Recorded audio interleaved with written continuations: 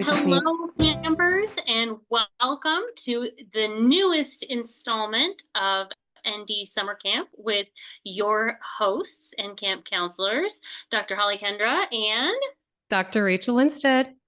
Hi, campers. today we are talking all about healthy travel.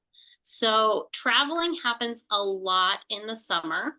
And I myself, I have 2 trips planned already coming up. I'm going to be in Chicago for our annual Association of Naturopathic Physicians convention. And then I have a trip to Virginia, which is another place that I am not used to being. So we prepared this week's content for you with all of that in mind because we travel a lot during the summer and we go to different places and try new things and visit different areas. And when doing all that, it does give us more opportunity to maybe get a little bit sick or to get a tummy ache or all kinds of different things. So we wanted to talk a little bit about that this week. So I'm going to let Dr. Rachel, give you kind of the overview of our kind of path for today. Wonderful. Yes, actually, my in-laws are in town this week from Virginia. Funny that you say that you're going there. It's hot. It's very Yes. hot there, although it's Very hot cool. here too. Okay, campers. So are going to be talking about supporting your immune system while traveling. And we're taking a common sense approach to this. And also, we'll be talking about how to beat the summer colds. Additionally, we're going to be sending you handouts this week with things like immune supporting supplements to include. And we're going to have a little bit of a discussion, and you're going to get a tiny but not boring education on the different types of immune system, because we've got 2 types, adaptive and innate. And one we support in one way to help prevent getting sick, and one we support to help get over being sick quicker. So both seems appropriate. One, ideally, we support our immune system so we don't get sick in the first place. But if we do, we want to make sure it's as brief an illness as possible. And that's stuff that we'll be talking about today in a couple minutes. The other thing is we're going to be talking about strategies for healthy eating. So what to eat while you travel and how to support a healthy diet while traveling. Dr. Holly will be also walking you through that she's created with some suggestions on ways to eat, because we do know that things like alcohol and sugar suppress your immune system's ability to recognize and fight off infections. So if you really are looking to stay well, a few simple tweaks to your diet could be all you need this summer. And that starts with being mindful of what you use to fuel your body. Also, Dr. Holly will be discussing sleep and travel. I know when we're jumping multiple time zones, it can be really hard to fall asleep. And Dr. Holly's put together a great, wonderful tips and a handout for all of us as a way to help us get at least 7 hours of sleep a night. And I will tell you why that's 7 hours or more a night is important for our immune system in just a few minutes. Dr. Holly, is there anything else we're talking about this week that I missed? I think you wanted to share some quick, brief travel smart tips for our campers. You want to run through those real fast? Absolutely. So traveling smart doesn't have to be expensive or on your energy and focus. It's just if you're sick, please stay home. It doesn't hurt to check and see if that snuffle or sniffle is COVID. I mean, it's here. It's just going to be part of our culture from now on. Just that pre-check before we travel. Also, pre-party with immune support. I've got some really great oldies but goodies that I've recommended to patients for forever. One of my favorites is Virusid. I usually recommend people start this a couple days before they travel through their flights, and then for a couple days after they land. Vitamin D is great. I know it's summer and a lot of us are outside enjoying the sun, but we're also wearing sunscreen and sunblocks, which prevent vitamin D production because that's the UVB radiation that we're protecting against. It causes sunburns, and yet it also helps us make vitamin D. So many of us are becoming vitamin D deficient. So I happen to have a liquid one here because it's easy to give my kids. Vitamin A is fantastic. Vitamin A is great for our immune system, both the innate and the adaptive, and I'll explain the difference between those in just a minute. Vitamin C, I happen to just, it's hard to see. Sorry about the back being lit this way. But vitamin C is great for our immune system. And it doesn't really matter what version you get. I happen just to really love the liposomal because it's better absorbed. We only absorb about 20% of our vitamin C when we take it in. So for every 100 milligrams you take in of vitamin C, you get 20. When you're sick, your ability to absorb vitamin C increases drastically, which is why we always say take vitamin C if you're starting to feel ill, because it's your immune system's like, yes, give me that vitamin C candy so I can fight off whatever's going on. And then other things we can do that are common sense, smart travel is wash your hands often. I prefer that you manually wash with like a good soap and rinse well. And remember, it's the happy birthday song twice when you're washing your hands. Wash your hands before you eat. Wash your hands after you use the bathroom. Avoid touching your eyes and picking your nose or rubbing your nose. These are what we call mucosal membranes, and they are where viruses like to enter our body. So vulnerable to, if we have dirty hands, rubbing those viruses straight into our eye, which is, creating friction, maybe disrupting our natural barrier against viruses and increasing our rate or risk of getting the summer colds. Other things are be mindful of your alcohol and sugar consumption. We'll tell you why in a few minutes. And also staying hydrated. Over the past couple of ND summer camps, we've talked about the importance of being hydrated and strategies for figuring out how much water to consume. That was week 2. We gave you a worksheet to figure out how much hydration you needed for your specific body. And week 3, we included a bunch of wonderful hydrating mocktails and other strategies for consuming hydrating foods and beverages. So if you haven't looked at those emails or watched those videos, I encourage you to do so at some point after you finish today's summer camp. Dr. Holly, any other suggestions for traveling smart in avoiding all the summer colds that are going around? Not quite yet, because I want to dive deep into all the other things that we're going to talk about. And I will tack on my thoughts when we talk about our healthy snacking while traveling and eating while Love that. traveling, and the importance of sleep, because that's a really big one. So we will dive deep into that.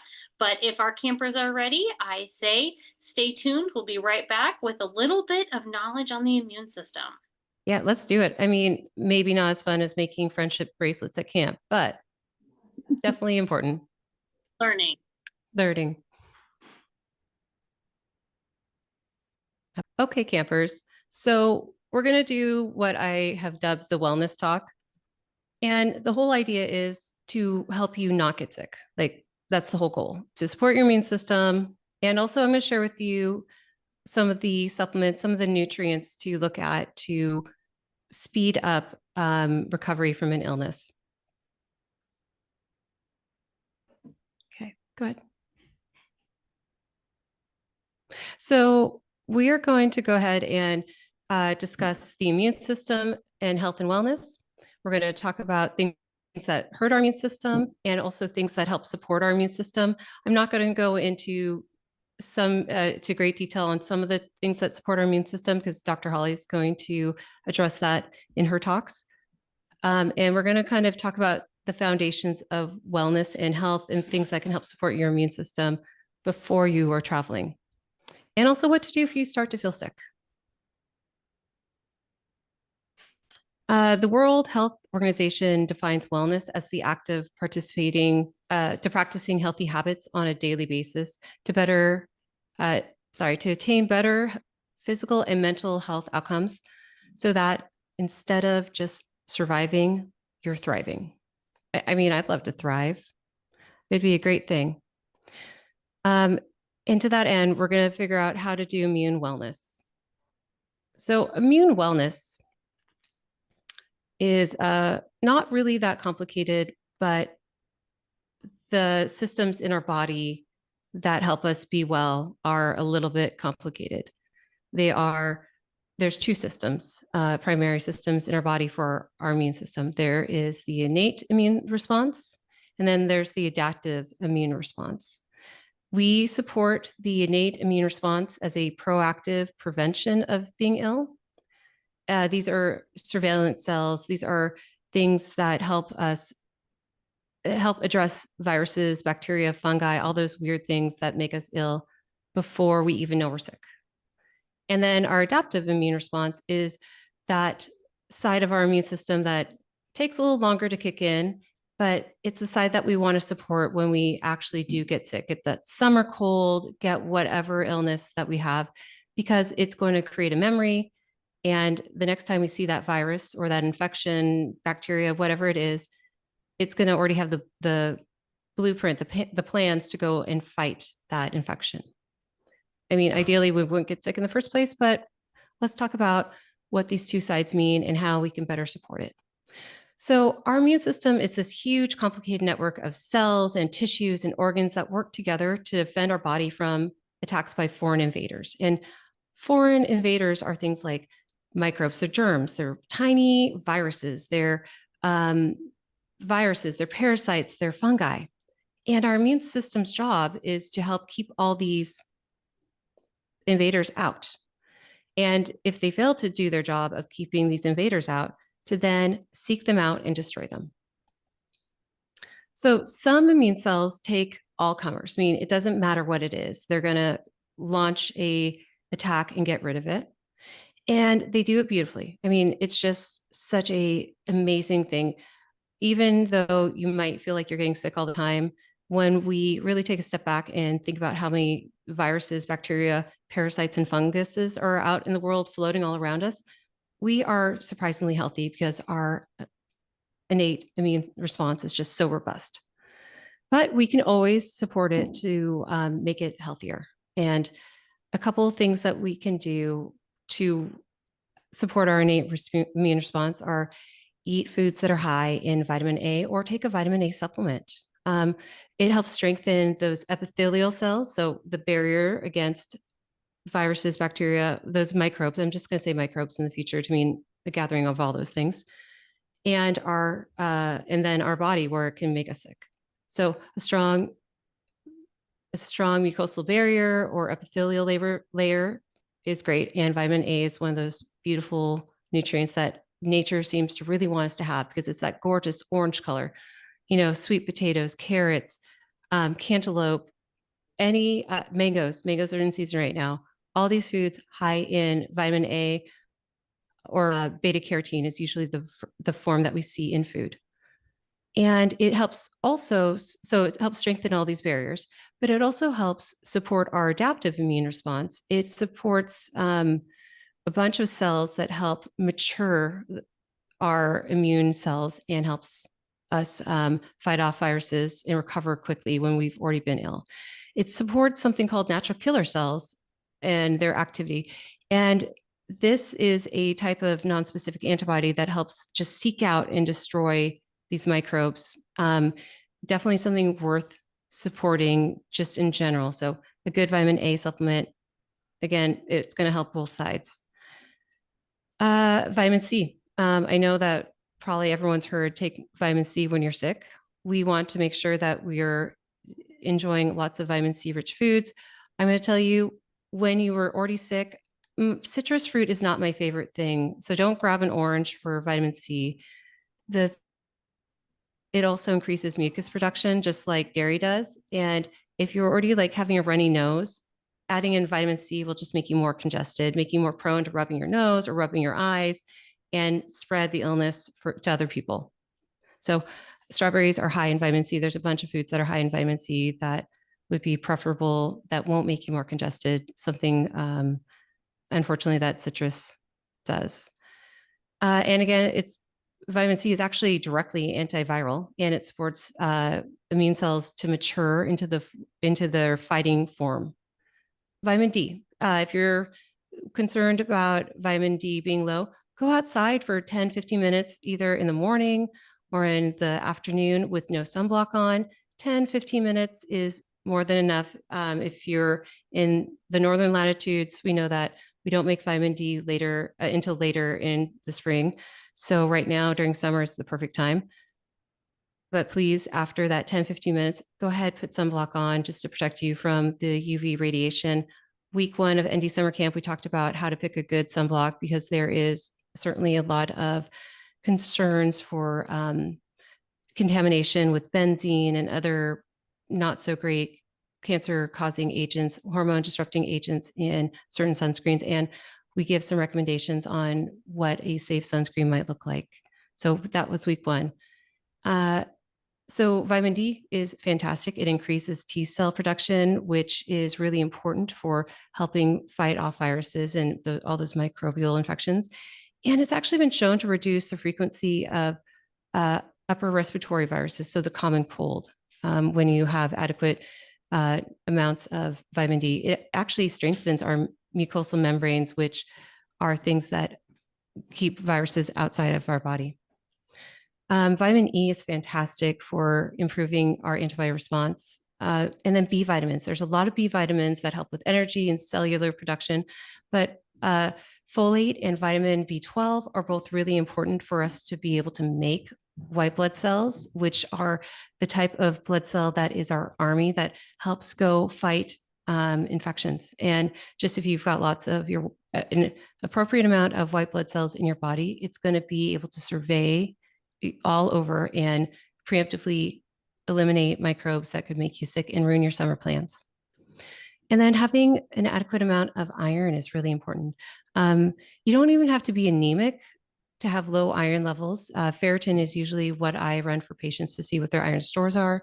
And just having low iron levels can actually decrease what we call lymphocyte availability to fight infections. So making sure your iron levels are at an adequate level to support your needs. This is one of those nutrient deficiencies that system to be suboptimal year round. So not just during the summer. Okay, and zinc. Zinc is one of those nutrients that a lot of people are taking. I do have a caution.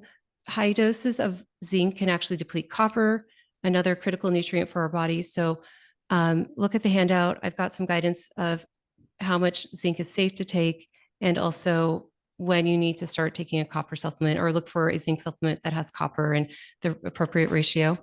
Selenium is a nutrient that we all need. It actually is needed for production of white blood cells. Again, that's our army. And then antioxidants. Antioxidants are so great. They protect our thymus gland, which is this gland that is prone to damage from oxidative stress and also just shrinks as we get older. And it is one of those, it's that gland that makes a lot of our antibodies and helps our immune cells mature to become the army that keeps us safe from microbes and also helps us recover. It launches that defense against that microbial invasion. Yeah, there's a lot of nutrients that we need to support our thymus. It's the carotene, so that's the vitamin A, the vitamin C, the vitamin E, zinc, and selenium. And Brazil nuts are a great snack. They are small, they travel well, and widely available. Great source of selenium. So we're going to talk next about things that weaken our immune system. Sorry, I just one back, Holly. Thank you. I just love this picture. I'm sorry, dude. But things that make our immune system unable to fight infections are stress, high chronic stress.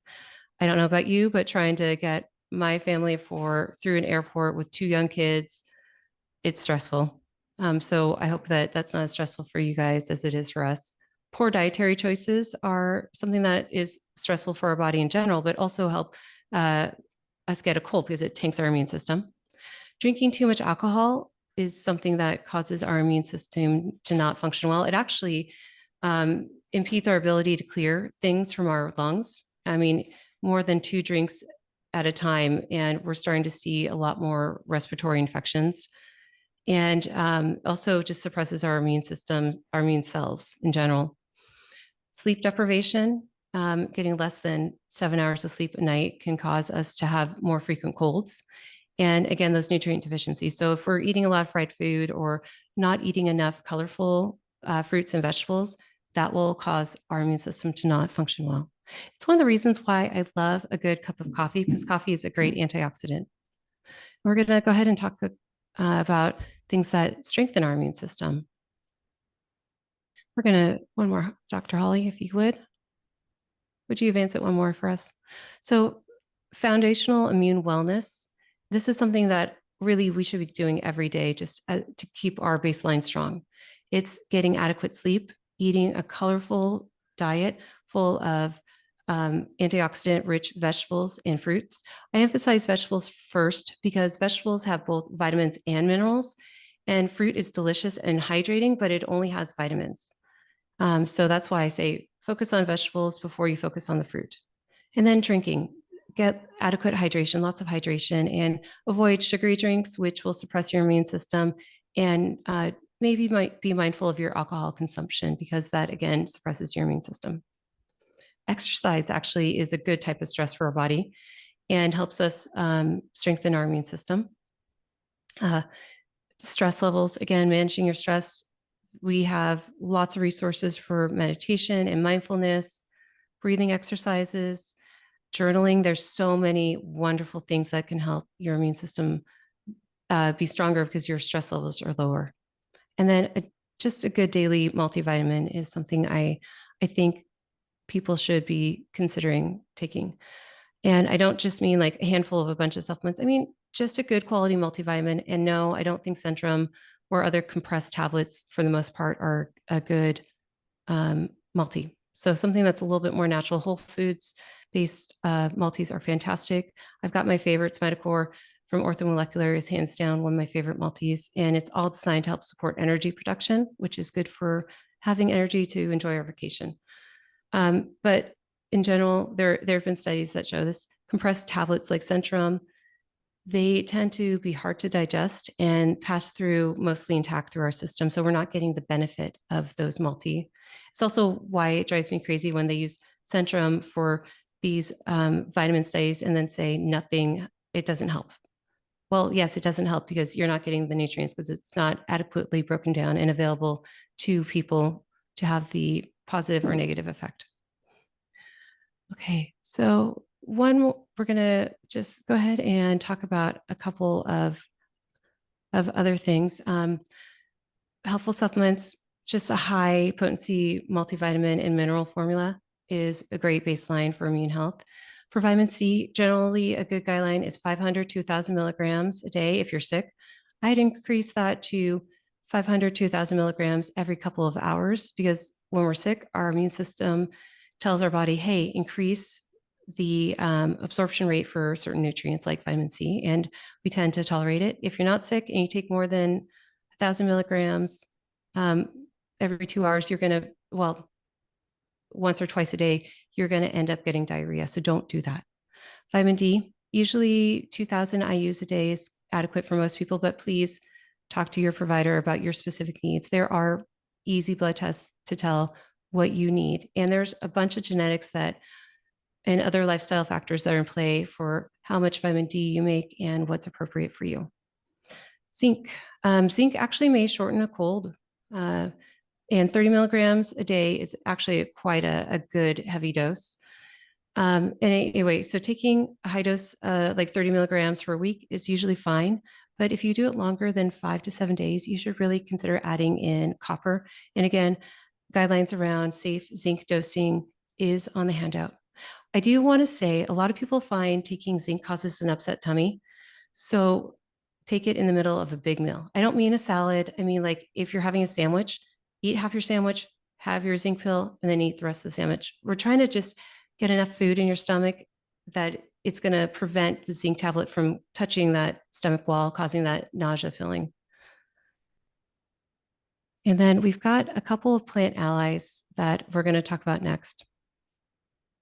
So plants are amazing, and they've got a lot of really great nutrients. And they are full of vitamins and minerals, which will help support your immune system. And the cool thing is that a lot of plants that help support our immune system for either keeping it strong or protecting it are things you can either get at the grocery store or order at a restaurant. Not all of these that I'm listing will be available through a restaurant, but I'm going to mention them, just all of them. So echinacea species can help shorten subsequent colds. Astragalus, ginger, licorice, garlic, onions, and medicinal mushrooms, shiitake, maitake, reishi, turkey tail. Really, you can't go wrong with mushrooms as a food that helps support your immune system. I don't mean psychedelic mushrooms. I literally mean medical mushrooms or medicinal mushrooms. And shiitakes, maitakes, even those brown button mushrooms or white button mushrooms can be immune supportive. Just cook them. They become more immune supportive when when you eat cooked mushrooms rather than raw. And then you can get garlic and onion. You can, cook that at your Airbnb. You can order it at a restaurant. You can get ginger tea at almost any grocery store. Have it Amazon deliver it to you, or pack it. Great for immune health. And then baby carrots and hummus are a great snack and full of beta carotene, which is vitamin A. It's the food form of vitamin A. So just a couple things to think about when we're thinking about how to strengthen our immune system and how to shorten a cold are just these suggestions. And you're going to get a handout, which we're not going to preview for you in today's ND summer camp, but I did include a few immune supporting soups, including Bill Mitchell, who's a naturopathic doctor who founded one of the doctors that founded Bastyr University, his immune supportive soup, which is lots of vitamin A in this carrot soup. All right, Such a Dr. good Holly, I think that's all for me for this presentation. All right, campers. So I am going to take a few minutes here to go through this handout that we have provided for you, which talks about healthy snacks for plane travel. And really, you can just say travel in general, but I wanted to make sure to include thoughts on traveling on the plane because it is very different when you have to go through an airport or pack something in your bags, make sure it all fits. We know that traveling can definitely disrupt our eating habits.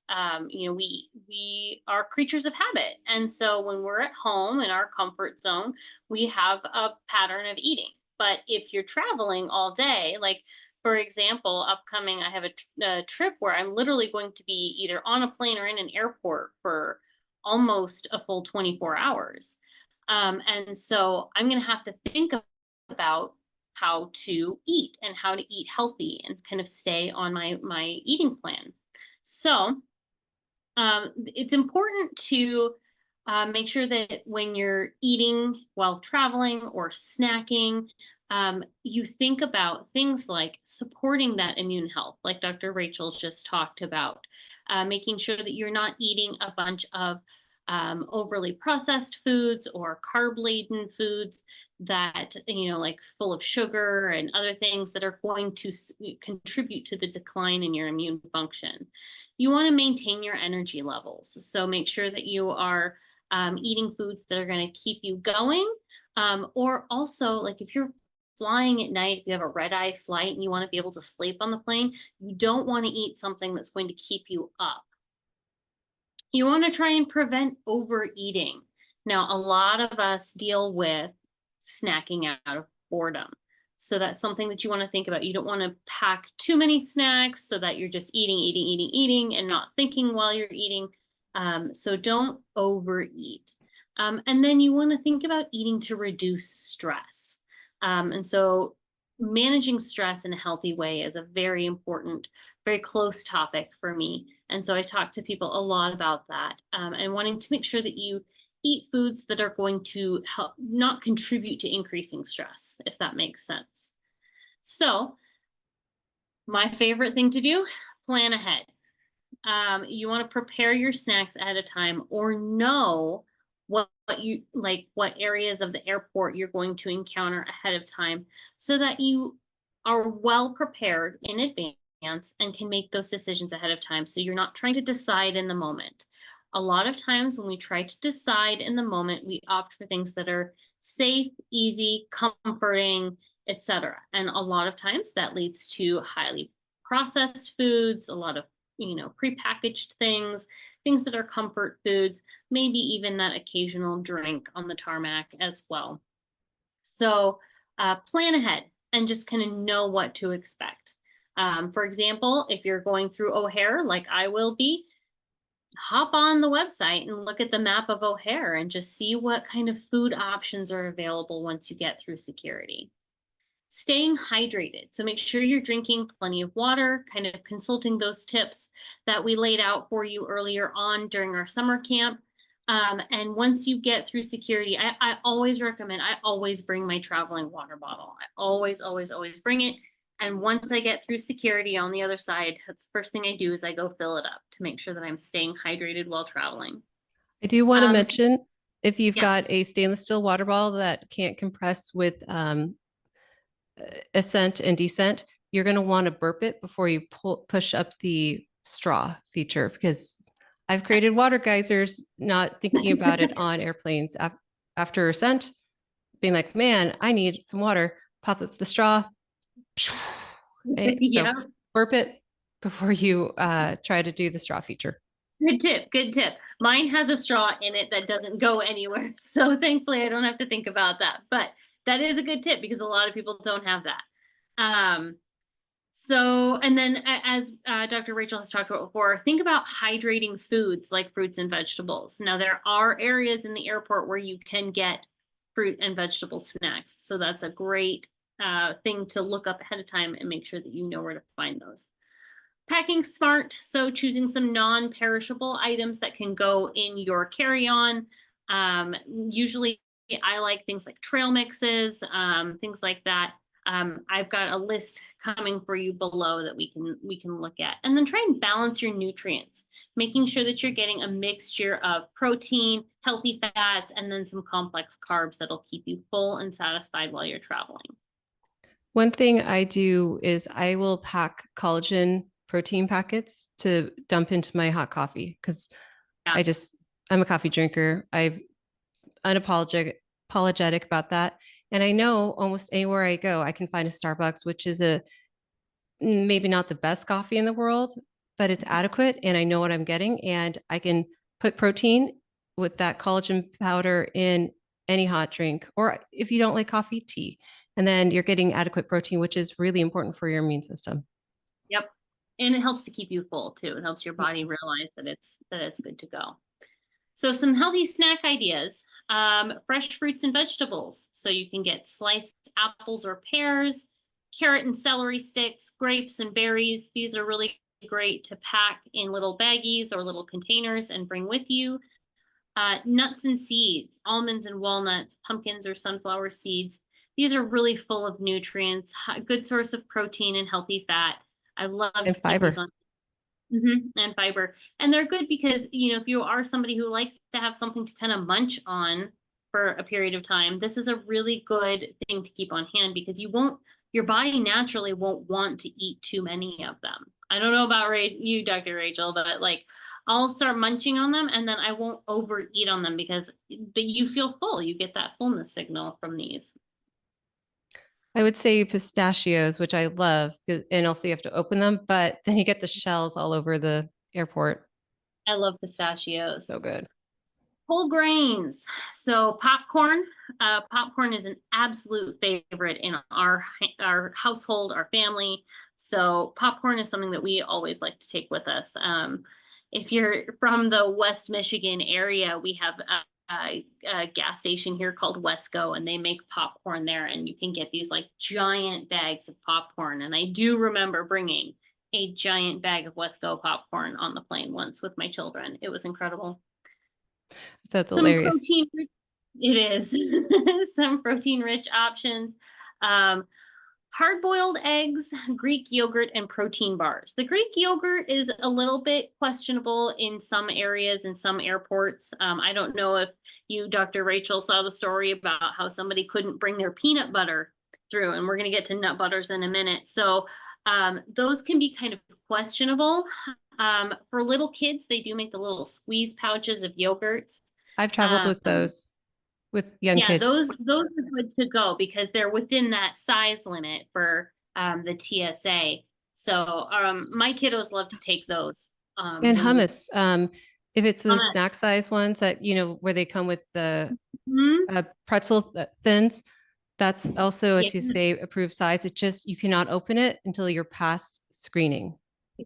Yep. Yep. Cucumber slices and watermelon. Those are also really good. Make sure you pack them well so that they don't leak everywhere.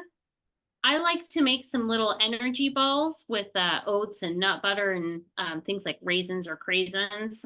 Those are really good. You can stick them in a little container, a little bag, and bring them with you. And then trail mix, again, another favorite of mine because it combines those nuts, seeds, and dried fruits to really keep you full and give you a chance to kind of munch. If you're Going along. making homemade energy balls, you can actually add scoops of collagen powder Mhm. or protein powder to that to up the nutritional qualities. Yeah, yeah, that's great. A great tip. Some other things are like dried fruits, again, to go along with the trail mix and things like that. And then nut butters to pair with your whole grain crackers or your apple slices. That goes along with the hummus, like Dr. Rachel mentioned as well. Oh, I But our love biggest, this single serving. That's awesome. I love that idea. yeah, yeah. Those they have little squeeze pouches of the nut butter. Justin's. So yeah. Yeah, I've seen those Justin ones. Those are tasty. That's a tasty peanut butter. And they have almond butter and Mhm. walnut butter too in those single servings. Yeah, those are perfect for plane travel. The biggest thing that I want to impart is just try and avoid those high sugar, high processed snacks. They're going to lead you to energy crashes, poor digestion. Um, you're just not going to feel well while traveling. And make sure to read your food labels and stay mindful. So try and pay attention to your hunger cues. If you are not hungry, don't eat. But sometimes that hunger, like you may think you're hungry, but you're actually thirsty. So I always recommend if you start to feel hungry when you're traveling, try drinking a glass of water first and see if that hunger cue passes for a little bit because you may actually just be thirsty. And that's something that a lot of us do when we're traveling is we dehydrate when we're traveling. We don't drink as much water as we should while we're traveling. So the biggest thing when I travel is to make sure that my water bottle is always full. And if I feel like I think I'm hungry, I try to start with drinking something first and then I eat. All great points. I also want to say a lot of people get UTIs when they're traveling because they dehydrate and then they're sitting on an airplane. And I get it. You don't want to have to use that little bathroom over and over again, especially if you've got a long flight, but it's worse to get a UTI than it is to squeeze into a tiny bathroom 2 or 3 times on your trip. For It's sure, for definitely sure. worth hydrating and the inconvenience of that tiny little bathroom.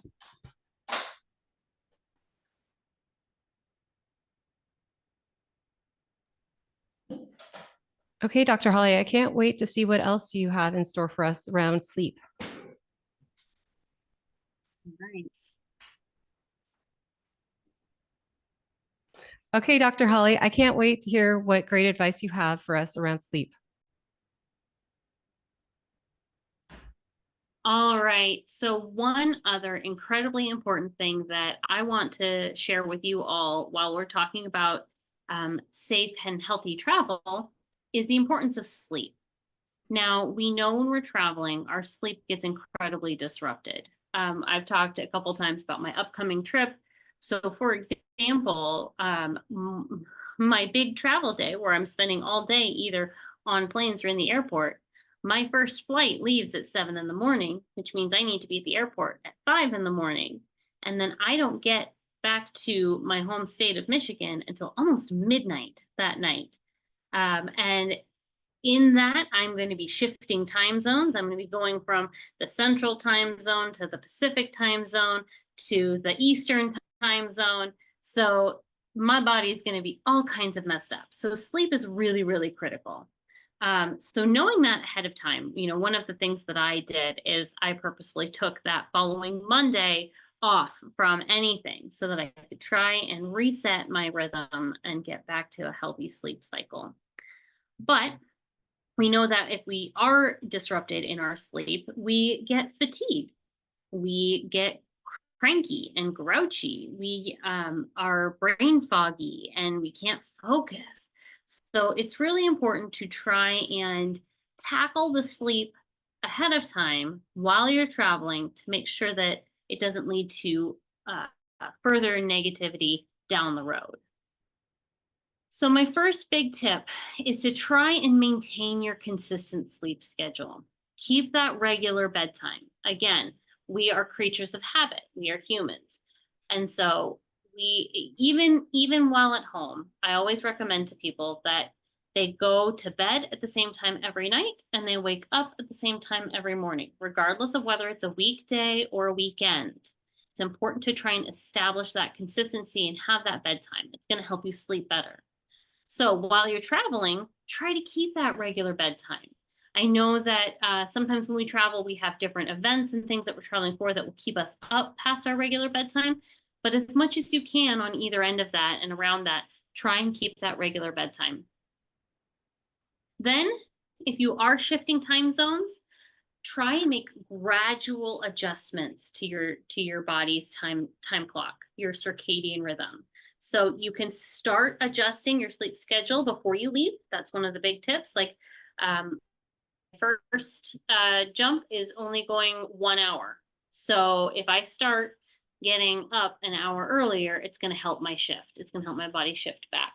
And then know that it takes a little bit of time to shift back. So once you get back to your home time zone, give yourself a few days to shift your body back. This should go without saying and be completely consistent across the board is creating a sleep friendly environment. I talk to all of my clients about sleep hygiene and how important it is to create a sleep friendly environment. You want to make sure that the room you're sleeping in is dark. You can use blackout curtains if you have them available to you, or bring an eye mask and throw an eye mask on in the hotel room and try and get really good sleep that way because it'll help to block out any excess light. Keep it quiet. If you need earplugs or a white noise machine, that can always help to try and keep the environment a little quieter. It'll help you kind of zen out a little bit. There are even apps on your phone that can offer different types of white noise for you if you need that. And then try and make it comfortable. If you need to bring a travel pillow or a blanket or your favorite stuffy, whatever's going to help you feel safe and comfortable, that's going to help you sleep better while you're traveling. Do you have any other sleep friendly environment tips you want to add, Dr. Rachel? No, I love all these. They're great. Oh, and if you use a CPAP machine, please travel with your CPAP machine. It really um, affects your immune system when you don't get enough sleep. And sleep apnea also deprives your brain of oxygen. It puts a lot of undue stress on your body. So don't take your vacation as a vacation from using your CPAP. 100%. All right. So the other thing that I like to talk to people about when they're traveling is stay active during the day. If you have a regular exercise routine, keep up on your regular exercise routine. Make sure you're engaging in regular physical activity because that's going to help your body get tired at the end of the day. You also want to make sure that you get that sunlight exposure, that healthy sunlight exposure outside during those daylight hours that helps manage your circadian rhythm. Number 4 is managing light exposure. So you want to make sure you get that morning sunlight and then that evening sunlight as the sun is rising, as the sun is setting. That helps to regulate your circadian rhythm to whatever area of the world you might be in. So, yeah, making sure to get outside, get that light exposure so that your body knows where you're at in space and time. And then if you are out in the middle of the day, getting that middle of the day daylight, making sure that you're maintaining that healthy sunscreen coverage.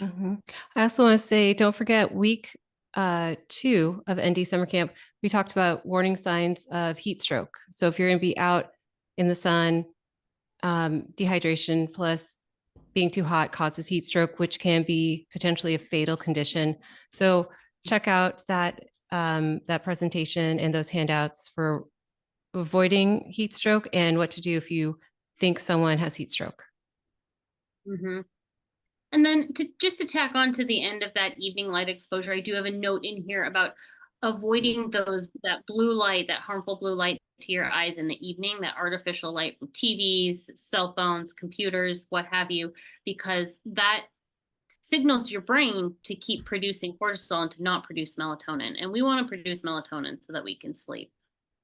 Absolutely. Bring a good book, bring a pack of playing cards, play a Mhm. board game, not a cell phone based game. Yeah, Lots of good options for giving yourself that time to create melatonin at night. for sure.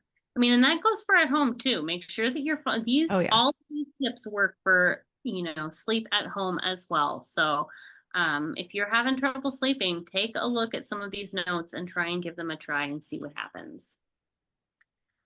Um, Another good tip that I like to pass on to people is practicing relaxation techniques, some deep breathing exercises, some meditation, some gentle yoga poses.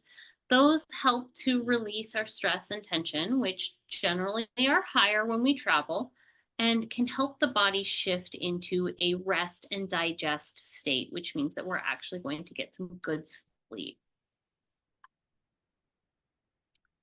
We already talked a little bit about this, but be mindful of your food and drink while you're traveling. Try to avoid excess amounts of caffeine and alcohol. You want to limit your consumption there because those things will keep you up. Yes, alcohol will keep you awake. It means that you're not going to get a really good night's sleep. So limit your caffeine, limit your alcohol consumption. And then if you do get hungry before bed or if you're out socializing in the evenings, opt for a light, healthy snack instead of something that's going to be full and heavy and sit in your belly all night. That must be why they've got tapas culture in Spain. Probably. They have a nice little rest during the hottest part of the day, and then in the evening everything opens up again, and they have these beautiful little delicious meals of small little plates. Yeah, I love that. All right, some natural sleep aids. I love having an herbal tea at the end of the day, a little like chamomile tea or happy sleep tea. There's lots of great ones out there. Traditional medicinals makes a lovely blend. And so having a little herbal tea before bed can always help you kind of shift into that relaxation mode. Um, Safely using some essential oils such as lavender or bergamot. Those can help you kind of wind down. They have the natural sense to help your body relax and shift into that relaxation state. And then there are natural supplements for sleep out there. Melatonin is on here. I want to make sure that everybody knows that you want to use melatonin sparingly and safely. You don't want to start using it every single night. If you want to ease into that, or if you feel like you are using melatonin a lot, shift to magnesium. Magnesium will actually help the natural production of melatonin. So make sure that you are getting the right amount of magnesium to help you produce that melatonin so that you don't have to take the melatonin. And if you need some help and some guidance on this, reach out to Dr. Rachel or I, because we can help you find the right forms for you and the right dosages for you that will help your body work Oh, to its absolutely.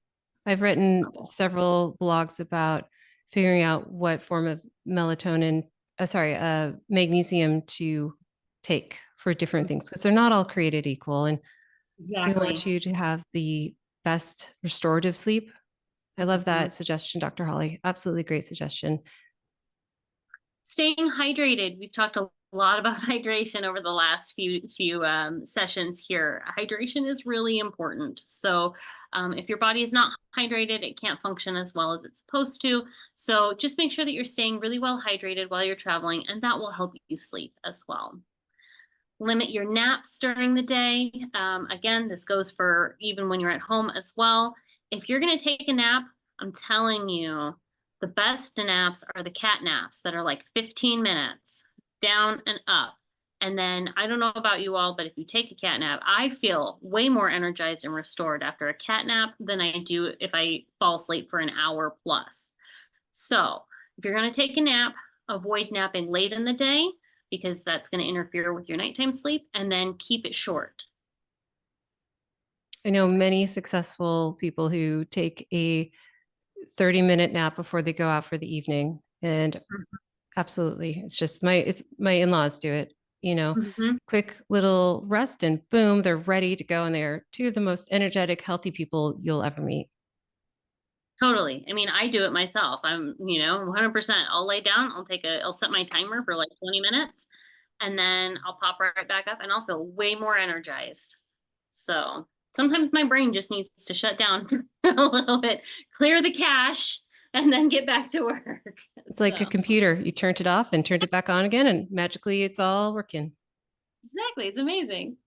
Okay, so we talked a little bit already about consistency. Try and not only go to bed at the same time and wake up at the same time, but create that routine for yourself, that pre-bedtime routine where you like brush your teeth, wash your face, read a book, whatever it is. If you start creating that consistent bedtime routine, your body's gonna, when you start the routine, it's gonna be like, oh, hey, it's bedtime. We're going to start winding down. We're going to get into sleep mode. And so create that bedtime routine and then be consistent with it. You can include activities, relaxing activities like taking a warm bath or listening to calming music, reading a good book. Things like that will all help you wind down. I love that. So And then continue with some your of the bedtime ritual. Love it. Yeah, yes. Some of the natural remedies, we already talked about several of these, but chamomile is really well known for its calming effects. It can help reduce anxiety, it helps promote sleep. Same with lavender. Lavender also has really relaxing properties, so you can, put a couple drops in a diffuser, or I keep a little kind of like smelling salts, but with lavender, and you can just take a few whiffs of that, and it helps just calm right down. Magnesium, again, we've talked a lot about that, and melatonin. So, some final tips on sleep support while you're traveling. Stay patient with yourself. Don't get frustrated, because it does usually take your body a few days to adjust, especially if you're shifting time zones. And listen to your body. Pay attention to your body's signals. It'll tell you when you need to rest. And if you do need to rest, it's okay. It's okay to take that little cat nap. And then if sleep issues persist, like say you did a big travel and then you got home and you're still having sleep issues, reach out to myself or Dr. Rachel or your own personal healthcare provider, and we can help you guys find what's going to work best to shift your body and get that optimal sleep back. Anything to add, Dr. Rachel? No, these are all great tips. I can't wait to hear feedback from our campers to see what tips they used and how it helped their sleep or didn't help their sleep, or if they have other home remedies that have worked for them. So if you would please like and share our ND Summer Camp, and also take us on social media with the hashtag ND Summer Camp. We'd love to hear if this was helpful, or if you have any other tips that we can help our community stay strong and vibrant and have a safe, sane summer.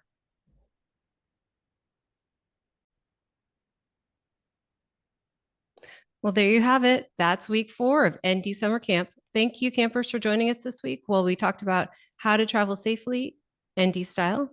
And as you can see, a lot of the things we've talked about in previous weeks are common sense and build on each other. There's a lot of wonderful things that we talked about in week 1, week 2, and week 3 that were relevant this week.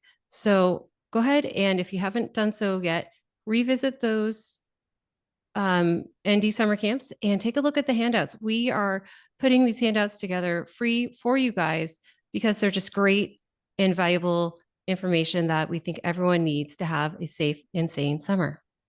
We look forward to you joining us next week when we're going to go to the beach and to the lakes and talk about water safety and beach safety and how to have a great time while you are near these major bodies of water, and things you can do to help better enjoy your time there.